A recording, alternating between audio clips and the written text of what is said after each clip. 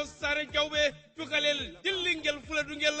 cukalel nyaajo ngel cukalel njaaro ngel doy ngel musibe tudbe hono ngel wiire kettole kam se dam yaram hal bugo yilanto di faatu hoko taranto di ye pernyeng pum on wiire ko ndongo daraji mon ya tonto sare jawbe le 21 janvier tonto ngana tawore mala woni sare jawbe bal e nogas e go on dudo lewru tigi tonto ngana tawore mala woni sare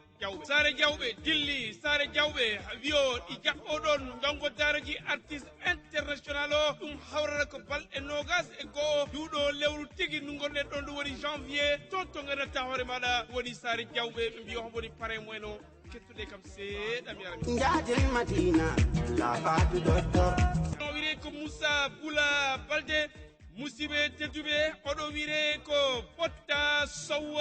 e mo ngana tawar bara wire ko Yaya Balde Alhaji Balde odo wire ko Abibou Balde musibe tedube ko be ngoni parenji moende dum non sare jawbe ko nder commune bo Dorna be biyo non suka ko jelu temedere natir gongol mawdo e cukalel fof ko temedere dongo dara wiyo koron yaltintanin kesidi koron tigi mo dillinta tigi gowol manganaji gol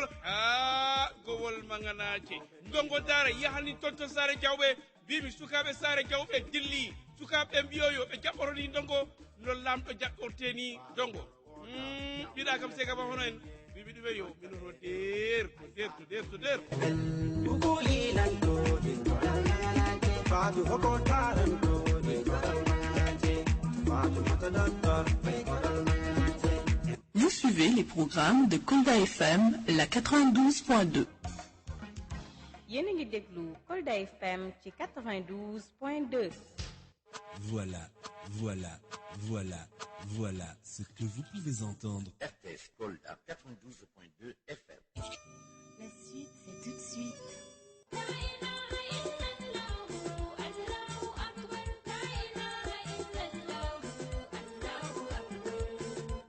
musidal fuladu e ko baari ɗum kala ɗo mbawɗon wonde ɗo ha Gambie Guinée Bissau Guinée Conakry walla caggal leydi Sénégal an aɗa wondi e caɗele cellal ɓandu ko wayno cataracte gite niɓɓiɗoje gite mbojjoje gite peɗɗoɗe kañum e gite ɗe gandanta ko surat walla gite ɗe gandanta ina niɓɓiɗa so tawi ko cataracte oɗo cafrowo mawɗo biyeteɗo Mamadou Sidibé na wawi ɗum safrude e nder minitaji 5 e ko heddi ko foof so tawi ko a debbo a yi farilla reedu ma no muusa walla aɗa jogui hen caɗele walla an ka debbo mo gandanta aɗa ronki jiidade walla gorko mo gandanta tuuba mum tiiɗani aɗa wondi e ndohum siti aɗa wondi e ɓandu feɗɗondu e koyɗe peɗɗoje walla tedda walla an on ko ulcére gonduɗa no ɗiɗo fo ñabbuli si a yettima ɗo Mamadou Sidibé omo waɗanama analyse ha o anda an ko holko gonduɗa o saframa so tawi kadi o wawama safrude o wiyama ya yato hôpital cafroyoɗa Mamadou Sidibé noon e nder duuɓi sappo e ko fawi omo ɗo e nder diwan mo Kolda kanko noon Mamadou Sidibé omo ɗo jooɗi ɗo leskahi mawki ɗo e étage Savané to galle Kandara Jeebate woni jatigi makko kono noon dimanche fof dimanche kanko Mamadou Sidibé omo yaha toon to Madina Yero Fula o jippo toon to galle Karim Diallo ɗon to Sara Douane ɗo kala cohluɗo Mamadou Sidibé wat feere noddamo e ɗiɗo makko numéro téléphone ji ko wayno 77 587 54 32 walla 76 380 55 94 musidɓe ndogue ndaroye Mamadou Sidibé ko pour wallude on keɓon cellal ɓandu mon kon mbokk yi yéen ñi nga xam ne yéen a yeewoo bitim réew mbaa di yeewoo ci région de Kolda ak li ko wër moo xam Gambie la Guinée Bissau ak Guinée Conakry da ngeen am jafe-jafe wérgu yaram lu mel ni cataracte bët yuy lëndëm bët yuy saxaar bët yuy xasan yooyu yëpp Mamadou Sidibé dina ko faj cataracte bi nag dina ko faj ci juróomi minute ngay jigéen booy gis mbaax sa biir di metti mbaa nga nekk jigéen joo xam ne yow mënoo am doom mbaa nga nekk góor goo xam ne dangaa tële nga amee ndoxum siti nga am yaram boo xam ne day xasan nga amee ulcère nga amee xeetu feebar yu mel nii soo yeggee ci Mamadou Sidibé dina la ko fajal ndax fukki at ak lu tegal mu ngi fii ci biir Kolda ak li ko wër Mamadou Sidibé nag mu ngi dëkk fii ci étage Savané nekk fii ci Arbu Moussa Molo njaatigéem di Kandara Jeebate waaye dimanche bu ne day dem Madina Yoro Fula wàcc foofu ca kër Karim Diallo nekk foofu ca wetu douane bu Madina Yoro Fula. nekk dem naa fa jël naa garab tubaab jël naa garab olof waaye daal gis ma ci sama yaram lu neex bu yàggul dara nag ma gis ko maanaam mu wax ci publicité bi ma déglu moom mu jàpp ma ci parce que li mu dégg mu wax mu gis naa ko ci man sama bët yi dañuy lëndëm après damay seere après sama wàllu sëy aw ma ci lu ma neex lu dul keroog ba ma fi ñëwee mu jox ma butéel bi mu ma jox ci laa commencé yëg ci sama yaram sama jàmm te benn yoon la ma joxaat waaye xam naa benn butéel bi mu ma jox sax maa ngi ci sant yàlla alhamdulilahi rabbil alamin. man chauffeur la dama amoon benn feebar bu ñuy hémorroïde may dawal di am problème mënuma toog bu may dem luus day métti muy génne deret après dem naa ci hôpital yi sax mais bindal nañ ma garab mais calmement la rek bu ma toogaatee dawal rek day ñëw ginnaaw gi ñu tegtal ma Sidibé ma gisee ak moom moo ñëwee butéel bi ma jëkk jox wax dëgg yàlla ba ma ko naanee avant muy jeex boobu ba léegi maa ngi liggéey boobu laa ko gëj yeeg butéel bi ma jëkk naan daal si tàgg méttit ak leneen ak seere ak yëpp boobu léegi defatuma dara jotatuma. Abdoulaye Ba seere moo ma jàppoon ak siti ak yaram buy tàng bi ma déggee publicité bi ñëw fii bi ma commencé jóg garab yi ba léegi maa ngi sant yàlla maa ngi feex bu baax a baax di wax képp ku bëgg ñëw ci moom na ñëw mu jox ko garab bi man daal sant naa ci yàlla. képp ku bëgg a jokkoo ak moom téléphone am yi di 77 587 54 32 mbaa 76 380 55 94 Mamadou Sidibé nag boo ñëwee ci moom daa la defal analyse xool bu fekkee ne xeetu feebar yii mu la wax bu ko mënee faj mu faj la waaye bu ko mënul mu daal di lay yebal fi nga xam ne foofu nga mën a fajoo mbokk yi daw leen gaaw seeti Mamadou Sidibé ñëw na pour jàppale leen ci seen wér-gu-yaram mari man linkol anaka moy laal momo mum be sirinkol da kono aninkol da barbaro kata fo Gambi Guinée Bissau Guinée Conakry ani momo mu yalo albitu babu du momo mu yalon ilafta jata kende yale sotola mu yalon katarakto le bebulu ni jara la ka jara minute lulu kono nyal mun ka wule nyal mu yalo ka sisile ani nyal mu yalo ka nganya walla e buka jeroke ani muso mu yalo ni be kurola e kono ke dimin walla e lafta jidiyo sotola e korta sotola ani ika mum fo ndoxum siti balo mu yalo aka cuktendil funtandile ya nganya ay jiyo funtandi ani momo mu yalo ibalo ka funule walla e singol walla ake nganya walla il sero ke o mu yalo ala kurtu julo mam bamba wobe Mamadou Sidibé ka jarale bari Mamadou Sidibé ni nata fe aka analyse le keye naye bandi analyse la aya jibe est ce que ase jarano ay jara name jarano aya fo kadula do ton te jarano la Mamadou Sidibé tambita kol daja sanji ta anin killing abe sirin kol da kono Mamadou Sidibé jarar la balon ate Mamadou Sidibé a fele sirin ni munketa eta savane arbu musa molo bala ala njaati diyo wolo kandara jebatiti bari dimanche wo dimanche akata Madina Yoro Fula le ayji Karim Diallo le so kono douane Madina Yoro Fula bala mbadingo mun soxlata Mamadou Sidibé la fere ke aliyaki la ñi numéro téléphone to 77 587 54 32 wala 76 380 55 94 mbadingol alburi alita Mamadou Sidibé jibe ana tele pour ka ma koy fali jata kende ya soto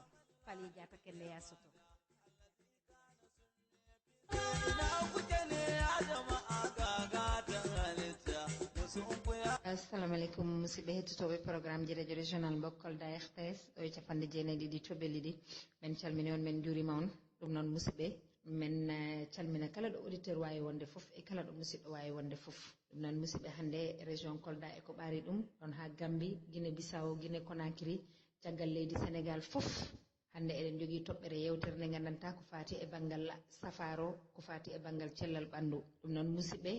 ɓe mbi bani adama so tawi a ala cellal ɓanndu tan ka mankoraɗo fofof hay saɗa jogii jawdi a ala cellal ɓanndu tan wonko heewi ko manque e ma ko ɗum noon waɗi eɗen gonndi ɗo hannde oɗo ko cafrowo mawɗo cafrowo mo nganndantaa eɗen mbaawi wiide gila o fuɗɗi safrude e jooni eɗen mbaawi wiide ɓuri duuɓi nogas to gila kadi noon o fuɗɗi safrude ha joni omo hamdini hen sabuna holko woni hamdinagol ngol ko wonde safrude neɗɗo ha on heɓa aafiya ha sella taw a ala hen hay caɗele ɗum noon ko yettude Allah no feewi hayso ala hay mbuɗu kono ɗum ko yettude Allah safrude neɗɗo ha o sella o wiyama o selli ɗum ɗon ko yettude Allah no feewi on ɗon noon o wiyete ko Mamadou Sidibé oɗon nanamo saaha fo e radio ji he hande noon eɗen gari waddude e makko yewtere Mamadou Sidibé ɗum noon mi tottanma tan konngol ngol calmodira e hettiyankoɓe fof ɗo e nattude hannde e banggal ñabbuli ɗi nganndantaa ko ɗin ɓuri tengtude ɗi nganndantaa ina tampina bani adama ɗin jiɗɗa artude hen hannde seeɗa pour ngaddana hen yimɓe ɓe faame muya. Assalamu aleykum wa rahmatullahi wa barakatuhu miɗo salmina fuladu naaɓe fuu walla sénégal naaɓe piw simi fuladu rek tan mi juumi miɗo salmina kala to ɓiɗɗo sénégalais woni komin Mamadou Sidibé ɓuri andude kumanuɗo joni ɗo e mi haala ñabbuli ɗi mi haala honto mi jeeya taw mi sikki ko min hokka adresse o ko Mali mi jeeya région wiyeteɗo Gao. ɗum noon Mamadou mbiɗa gummiɗa ko Mali région Gao garɗa ɗo e Sénégal gila jottiɗa noon e leydi Sénégal mbiɗa wawi wiide hande région mo Kolda a heeɓi ɗo ko ɓuuri fayda duuɓi 5 ha 7 e dow ɗum noon ɓe mbi neɗɗo kala ɗo jaaɗa aɗa golla ɗon golle ma so tawi aɗa jooɗi ɗon duuɓi hitande duuɓi 2 duuɓi 3 ha duuɓi 4 ganda ligge ɗe mbattaɗe ko ligge newiɗe e tengtuɗe joni noon hande ɗo en gartude e fofof ko wonde tan kalna yimɓeɓe ɗi façon ñabbuli tati ɗi mbiɗa ko ɗin ɓurta tampinde yimɓeɓe holno ɗin ñabbuli mbayi holno ɗi safrorte e holno ñabbuli ɗi kadi ardata e bani adama. joni ñabbuli momi yewtuda ko ɗum woni hémorroïde e ndoho busiti e faiblesse ɗum woni gorko mo tuuba mum tiiɗani par ce que faiblesse ko français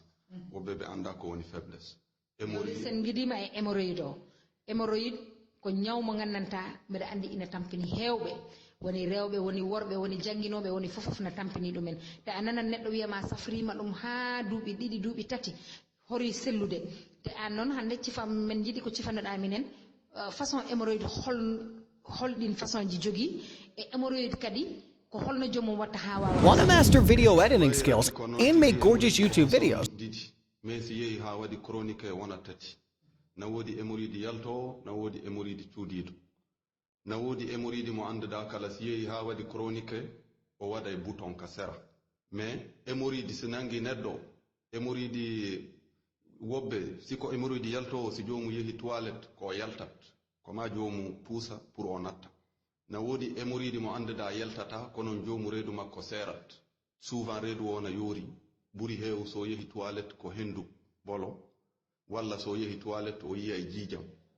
walla toujours da reedu makko na yoori o heɓata e sabu makko ko ɗum woni hémorroïde cuudiiɗo o si yeehi ha waɗi chronique noon o waɗa e bouton ka sera on bouton toujours tanke e ñawdaka omo toon ka sera o nattata ko ɗum woni hémorroïde hémorroïde ko façon ɗiɗi konon si yeehi ha waɗi chronique wona e 3 woni hémorroïde yaltowo si jomum yeehi toilette so yelti ko ma o puusa pour o natta. joni ɗin façon hémorroïde ji tati jogiiɗi an hande Mamadou Sidibé holko safaro mo mbawɗa hen haalude yimɓeɓe ha jomum on wawa arde e ma ha serta e on ɗon hémorroïde. komi wawi haalanteɓe ɗe ñabbuli komi filloto hande ka radio fof wana pour ñabbuli mo annduɗa par ce que miɗa ñawda ñabbuli buli mais ko de tati ɓuri tampinde yimɓe par ce que miɗa ñawda ko heewi mais hémorroïde e siti e faiblesse ɗum woni gorko mo tuuba mum tiiɗani ko den ɓuri tampinde yimɓe ko ɗum waɗi ko de tati min faala hande min yewta hémorroïde kala no woniri hay so yelti o ronki nattude komi ñawda e mo ha sella wana kalma wana ɓurora seeɗe wana nangam komi ñawda e mo ha sella ndoho ɓusiti kala ko noon faiblesse kala ɗum woni gorko mo tuuba mum tiiɗani on kala si mi hokki jomum lekki premier jour o si Allah jaɓi so yiɗi o waɗa e saye o wiyata dole ne manque kadi konon joni koto hémorroïde o min haali après min arana en ndoho ɓusiti o e faiblesse o koɓe waɗanta neɗɗo. joni an holno cafrirta hémorroïde o? hémorroïde mbimi mi waɗaymo traité ha sella. traitement o ko holno yaade par ce que aɗa andi hande yimɓeɓe ne cikka tan joomum ko arat wiyama okkam tan yaha yara tan arta. non traitement hémorroïde woɓɓe sa jarani traitement si tawi hémorroïde o boyani jomum tigi simi hokkimo lekki butel tokoso evia goto ɗo yo gasa tawi o serti hémorroïde o si boye jomum noon ha waɗi chronique on ko ma waɗa traité mais so fuɗɗi jettumo premier jour andi lekki somo nafama si a fuɗɗi jettumo premier jour ko ɗon ganduɗa ko lekki ma donc si jomum na tina haysi hémorroïde o yaltani si tawi jomum na tina reedu makko na duka waɗe kurru ha o nana couleur ceefo o change to wona jaune walla so yehi toilette o yiya e jiijam walla teppe makko wulade jardat ɗum fof ko hémorroïde watta ɗum ko hémorroïde e siti o par ce que ko siti jibinta hémorroïde ndoho ɓusiti piiji goddi ko hémorroïde o si tawi reedu o na duka so yehi toilette o yeltina jiijam den ko hémorroïde o watta konon couleur coofe o ko waɗata jaune ko e teppe ko wulata ko den ko siti waɗata noon a faami siti ala ko waɗanta neɗɗo par ce que siti hay debbo tigi so nangimo wawata heɓa biddo walla farilla makko o yiyata normal waɗa wusto baytu donc siti ko ñaw mo annduɗa ko ñaw bondoɗa ko ɗum min wawi haalde mais siti e hémorroïde kala no ɓe woniri mi ñawda ɓe ha sella joni min yewtay ka siti o. kon mbokk yi da ngeen Mamadou Sidibé lu mu wax xam ngeen ne Mamadou Sidibé amaana kenn du leen ko présenté da ngeen koy dégg ci rajo yi rajo RTS rajo communautaire yi xam ngeen ne day faj feebar yu bari léegi nag tey jii mu tànn ci ñetti feebar yi nga xam ne ñoom ñoo gën a sonal doomu aadama moo di ndoxum siti moo di hémorroïde moo di faiblesse sexuelle maanaam góor goo xam ne dangaa tële nee na ñett yi nemmeeku nañ ñoo gën a bari nee na siti bi kii nag hémorroïde bi am na ñetti façon buy génn bu dul génn ak boo xam ne dafa chronique su chronique nag mënu ci dara du ko faj borom na wuti keneen wala dem hôpital waaye bi nga xam ne day génn wala génnul même bu chronique tam nee na da koy faj nee na hémorroïde bépp xeetu hémorroïde buy làkkoog bu làkkuwul bu chronique yépp da koy faj nee na tamit bi nga xam ne xam ngeen hémorroïde dafa bari ay façon léeg-léeg sa biir nee na foo toll day yuux say tànk di crampe ñuy tàng ci biir di metti nee na yooyu yëpp signe hémorroïde la te nee na hémorroïde bu yàggee soo demee ginnaaw tool da ngay gis ngelaw mooy génn wala doo mën a génnee ginnaaw tool yi léegi deret moo ciy génn ba doo mun toog day lor doomu aadama nee na loolu da koy traité nee na bis bu fekkee ne amee nga ko boo yeggee ci moom bis boo leen commencé traitement bi yow sa bopp di nga xam ne tase nga ak ki nga xam ne mun na koo faj nee na yooyu yëpp da koy faj